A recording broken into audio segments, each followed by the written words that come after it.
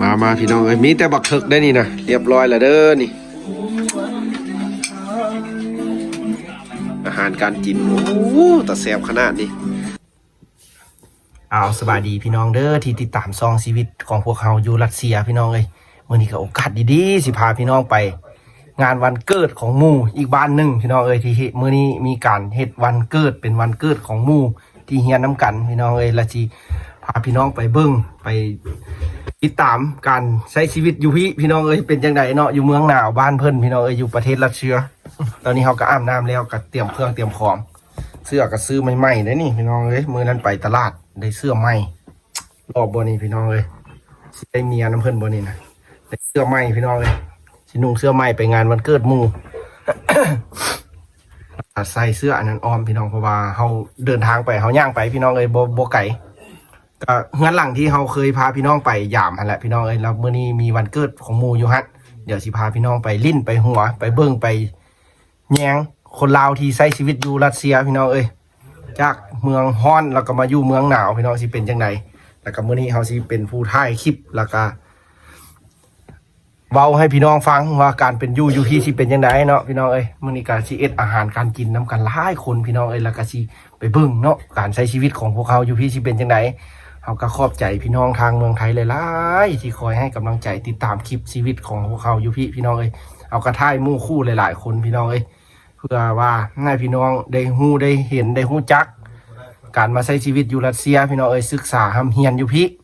ผู้เมื่อเฮียนจบแล้วก็ได้กลับไปบ้านเมืองเฮาผู้แหละพี่น้องเอ้ยอยู่ทงไร่ทงนาประเทศลาวผู้ละเมืองทุรคมแขมเวียงจันทน์พี่น้องเอ้ย เดี๋ยวสิพาพี่น้องไปตอนนี้ก็นุ่งเครื่องท่ามู่คู่ไปน้ำกันหลายคนอยู่พี่น้องเพราะว่าเฮือนเฮานี่มี5คนพี่น้อง5คนอาศัยอยู่เมืองเฮือนนั้นเราจะมี6-7คนเพราะว่าเฮือนหลังนั้นจะหลังใหญ่เติบพี่น้องเอ้ยอาศัยอยู่น้ำกันเพราะว่าหลายผมอยู่ในหอพักก็อยู่มีพี่น้องในหอพักก็มีคนลาวอยู่ไหนก็มีสีสุขหันพี่น้องที่ชื่อได้บ่สีสุขหันอยู่ไหนเพราะว่าสีสุขหันบ่ได้ออกมานอกเพราะว่าสีสุขหันยังเฮียนปีน้อยอยู่เพราะว่าอยู่เฮานี่เฮียนปีสุดท้ายแล้วสิได้จบสิได้กลับบ้านแล้ว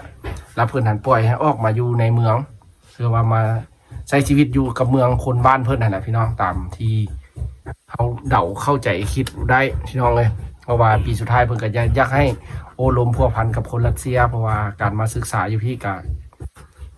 ที่เป็นจังไดเบิ่งวัฒนธรรมบ้านเพิ่นเพราะว่าอาจารย์ก็ได้พาพวกเขาไปเลาะไปลิ้น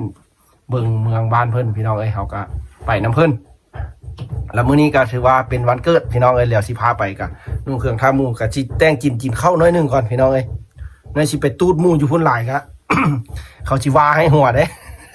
เดี๋ยวจะน่าสิพาไปเบิ่งพี่น้องเอ้ยคนลาวสิมาอยู่พี่เด้อ เอาเดี๋ยวตอนนี้ก็ให้หมู่เอ็ดอยู่เอ็ดกินแล้วก็อาบน้ำแล้วก็ไปพร้อมกันพี่น้องเดี๋ยวสิถ่ายให้เบิ่งว่าสิกินจังหนังเอ็ดหยังอยู่เงินหลังนั้นพี่น้องเอ้ยเดี๋ยวสิพาไปเบิ่งบรรยากาศการใช้ชีวิตอยู่พี่เอาเดี๋ยวเจอกันพี่น้องเอ้ยเฮาก็สิไป แต่งตัวแล้วก็สิออกไปพี่น้องเอ้ยเอาบ๊ายบายเดี๋ยวเจอกันเฮาสิถ่ายคลิปให้เบิ่งถ่ายทำให้เบิ่งพี่น้องเอ้ยไปพี่น้องได้ละบาทนี้นะนี่รอสุดๆแล้วได้นี่นะเมาบ้านนอกพี่น้องเอ้ยสิพาไปเบิ่งคนลาวอีกบ้านหนึ่งพี่น้องเอ้ยที่ใช้ชีวิตอยู่หัดแล้วก็เป็นงานวันเกิดพี่น้องเอ้ยไปลิ้นไปม่วนเอาไปพี่น้องเอ้ยเดี๋ยวสิถ่ายให้เบิ่งเด้ออยู่พุ่นไปฮอดแล้วนะออกเดินทางก็เด้ออัดตู้เด้เอาพี่น้องเอ้ยจับกระเจี๊ยบไปน้ำอัดตู้เด้อนี่เด้อสิออกไปก่อนเอาพี่น้องเอ้ยเดี๋ยวไปเจอพูดแล้วครับสิถ่ายให้เบิ่ง3ตัวพี่น้อง3ตัวซ้อนนะกันนะตัวหนาวส่งสองเอาพี่น้องเอ้ยย่างไปพี่น้องเอ้ยเดี๋ยวก็ไปเจอกันเด้อเดี๋ยวฮอดแล้วสิถ่ายให้เบิ่งพี่น้องเอ้ยมื้อนี้บรรยากาศอยู่พี่น้องเอ้ยเอาพี่น้องเดี๋ยวฮอดแล้วสิถ่ายให้เบิ่งข้ามทางก่อนโอ้หิมะเขาเสื่อยไปมื้อนี้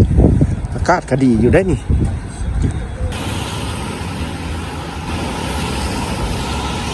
เดี๋ยวฮอดแล้วก็สิถ่ายให้เบิ่งพี่น้องเอ้ย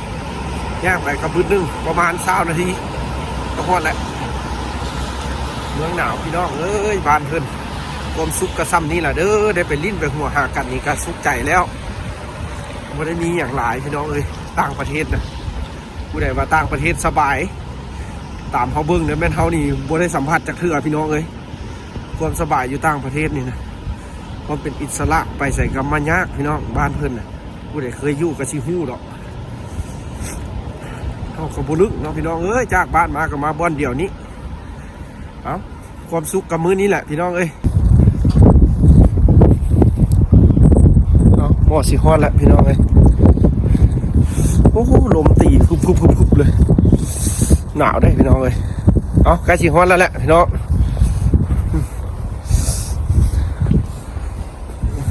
มืดพี่น้องเอ้ยบ้านเพิ่นก็มืดฮอดแล้วพี่น้องเอ้ยเมื่อยน้อย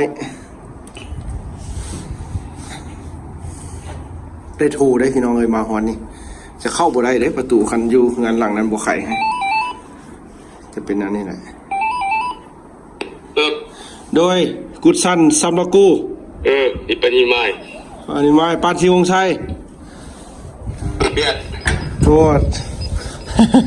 หยอกกันหน่อยหนึ่ง3 ด้านในห้องประตูสิฮอดขี่ลิฟต์ขึ้นไปอีกสั้นเก้าพี่น้องเลยฮอดละพี่น้องเอ้ยนี่ไปสินี่ซื้อเบียร์น้อยก่อนป้าเอาอีกเด้นี่ซะนะจัดงานได้เลยแท้วะสิโถสิไปอย่างอีกแล้วนี่เอาน้ำบ่นี่เอาเตรียมรับแขกเด้อพอละพี่น้องเลยเดี๋ยวสิถ่ายให้เบิ่งกาเกี่ยมงานเฮ็ดหยังกินแด่อยู่ก็จะได้เอ้าคือยังบ่มีหยังซะนี่โอ้มีแต่หม้อข้าวเบิ่งกันครัวก็ดูป้าเบิ่งอ่างเฮ็ดหยังมีหยังนี่เถิกอันนี้ก็ดินลองเอาเลยสิป้าโทดิเด้พี่น้องนี่เจ้าของวันเกิดเด้อนี่นะป้าเจ้าของวันเกิดเอาสุขสันต์วันเกิดเด้อฮอดมาถึงได้นี่นะเอานี่พี่น้องเอ้ยอยู่น้องกันเด้นี่อาหารของเขาเกี่ยมจีนวันนี้ปลาหมึกกุ้งก็มีผักบุ้มีดอกพี่น้องกุ้งคืออยู่เมืองไทยอันตัวเป็นตัวสดๆอันนี้กุ้งอันแช่แข็งเด้อนี่นี่เอาพี่น้องอันนี้เจ้าของวันเกิดเพิ่นก็เกี่ยมงานมันยังเป็นแต่เริ่มเฮียนมายังบ่ทันได้อาบน้ำอาบไหนวะนี่เกี่ยมอยู่แล้วเอาเขาดินเฮ็ดหยังหั่นเฮ็ดเจียวโอ้เจียวพันเอ็ดพันที่นี่เอาพี่น้องเอ้ยน้ำกันนี่แหละพี่น้องเอ้ยนี่อันนี้ก็เป็นซีนพันนี่เอาเจ้าของวันเกิดแฮปปี้เบิร์ธเดย์อยู่ดีมีแฮงขอให้มีความสุขเงียนให้จบกลับเมืองบ้านเมืองเขาตั้งใจเฮ็ดเวียกเฮ็ดงานให้มันได้กุมอยู่กุมจินเลี้ยงพ่อเลี้ยงแม่นี่พี่น้องเอาพวกเขาอยู่น้ำกันพี่น้องเอ้ยมาฮอดมาถึงกระถ่ายเบิ่งนี่ละเงินหลังเก่าหลังเดิมมี2 หลังเขานี่ละพี่น้องพวกเขาอยู่อาศัยน้ำกันอยู่นี่พี่น้องเอ้ยความสุขกระซ้ำนี่ละ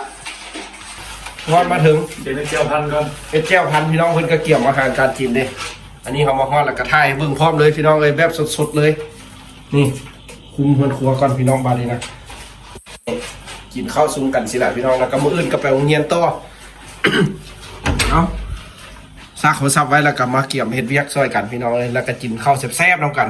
เดี๋ยวมาฮอดแล้วพี่น้องเอาสิถ่ายเบิ่งจังน้อยมาครบหน้าครบตานั่งกินข้าวซุ้มกันแล้วก็สิถ่ายอีกบ้านนึงพี่น้องเอ้ยเอาขอบใจพี่น้องที่ติดตามให้กำลังใจเด้อเจ้าของวันเกิดเกี่ยมแล้ว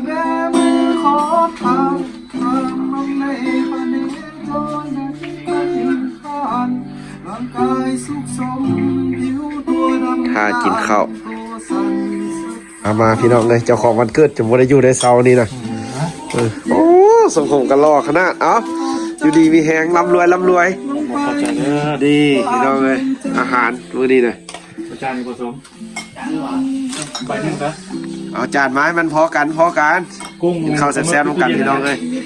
มือนี้มือเดียวนี่ได้นี่นะปีนึงมีเธอเดียวนี่ได้นี่นะนี่ได้อาหารบ้านเพื่อนพี่น้องเลยนี่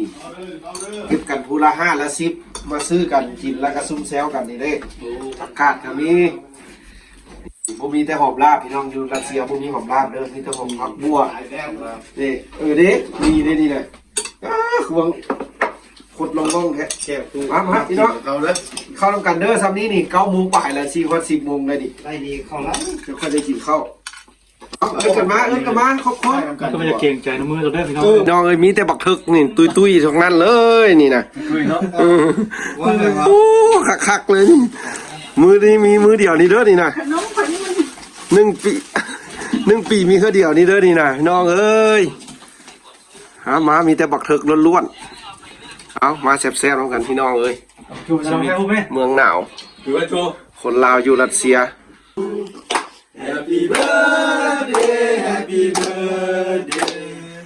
Happy birthday to you เอาสุขสันต์วันเกิดเพื่อน ใจเด้อ เอาโอ้เค้ก3 ก้อนพี่น้องเอ้ยอยู่น้ำกันสำนี้เด้อรัสเซีย ชีวิตไก่พ่อไก่แม่พี่น้องเอ้ยเฮ็ดวันเกิดอวยพรให้มีความสุขอยู่ดีมีแฮง